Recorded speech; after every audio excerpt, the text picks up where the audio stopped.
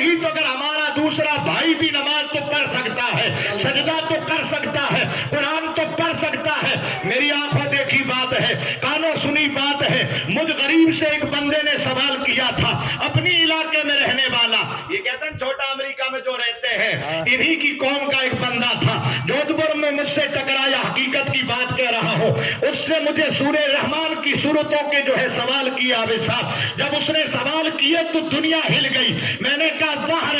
اس بھائی کو کس نے بتا دیا؟ پتا چلا اس دن سے فقیر نے دل میں طے کر لیا، ارے قرآن تو ہر کوئی پڑھ سکتا ہے، سجدہ تو ہر کوئی کر سکتا ہے، مگر ایمان کی تجوری کسی اور کو نصیب ہوا کرتی ہے، عشق مصطفیٰ کسی اور کو نصیب ہوا کرتا ہے۔ پتا چلا قرآن وہ بھی پڑھ رہا تھا اور قرآن بریلی کا احمد رضا بھی پڑھ رہا تھا، ارے قرآن وہ بھی پڑھ رہا تھا، میں نے کہا قرآن میرا مفتی بھی پڑھتا ہے، قرآن بابا تو بھی پڑھتا ہے، مگر تیری دنیا آیت کے بعد ختم ہو جاتی اور میرے اشفاق کی دنیا آیت قرآن کے بعد کھل جایا کرتی ہے۔ میں نے کہا فرق اتنا رہتا ہے، پتا چلا عاشق کو گھبرانے کی ضرورت نہیں، بس اللہ کی حضور کیے جانے والا مقدس سجدہ سنبھال کر رکھو، اپنے محبوب کا عشق سنبھال کر رکھو، کیونکہ شاعر کہتا ہے کہ محمد سے وفا تو نے تو ہم تیرے ہیں، یہ جہاں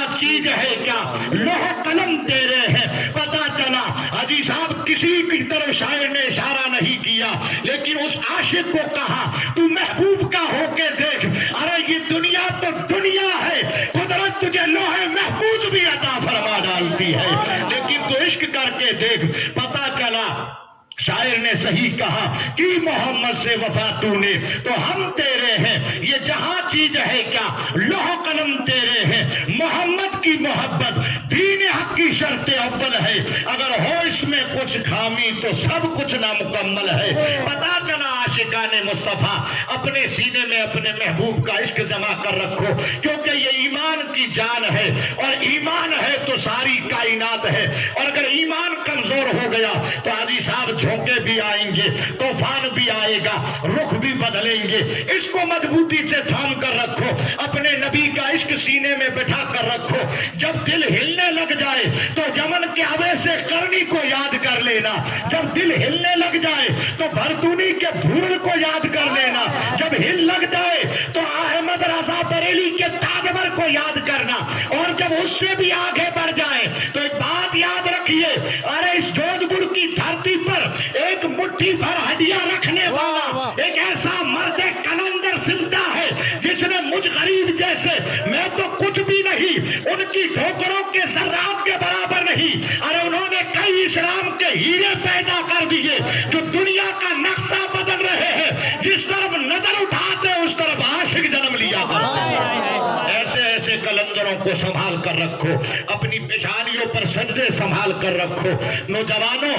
بازو اپنی جگہ کام دیتے ہیں، طاقتیں اپنی جگہ کام دیتی ہے، لیکن ایک بات یاد رکھیے، ہم اور آپ کے آقا فرماتے جو پیشانی حاجی صاحب رب کے حضور جھک جاتی، رب کا وعدہ ہے میں اسی کسی اور کے آگے جھکنے نہیں دیتا، چاہے زمانے کا کتنا بھی بڑا ترنکھا ہو جائے، جو خدا کے آگے جھک جاتا رب کا وعدہ ہے اس پیشانی کو غیر کے آگے جھکنے نہیں دیتا، وہ قدم بھرتا ہے میری رحمتیں اس کے ساتھ ہو لیا کرتی ہیں۔ کوشش کریں گے، نمازوں کی پابندی کریں گے، اور نوجوانوں ایک بات یاد رکھو، آج مولانا رؤوف صاحب بھی بیٹھے ہیں، میں نے پہلے بھی ان سے عرض کیا تھا اور انشاءاللہ میں آپ کے ساتھ ہوں، رؤوف صاحب ابھی رات کو آواز دیں گے، نوجوانوں تھوڑا سا اپنی زندگی میں سے حصہ نکال کر قبر کی زندگی کے لیے بھی کچھ کرو، اس دنیا کے لیے بھی کچھ کرو۔ جب ہم پورا دن دنیا کمانے میں گما دیتے ہیں تو ایک گھنٹہ نکال کر حضرت کے دورے گھوم جاؤ،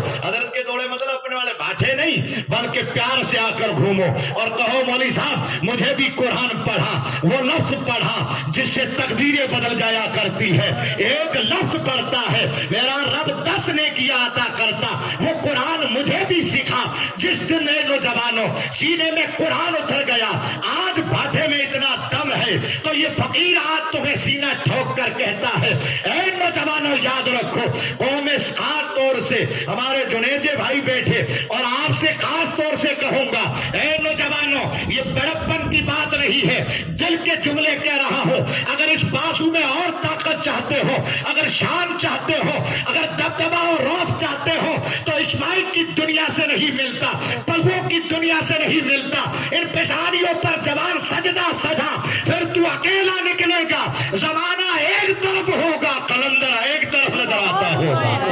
तकदीरें बदल जाती यार, तकदीरें बदल जाती। हम और आप तो क्या एक बात अर्ज कर दूं,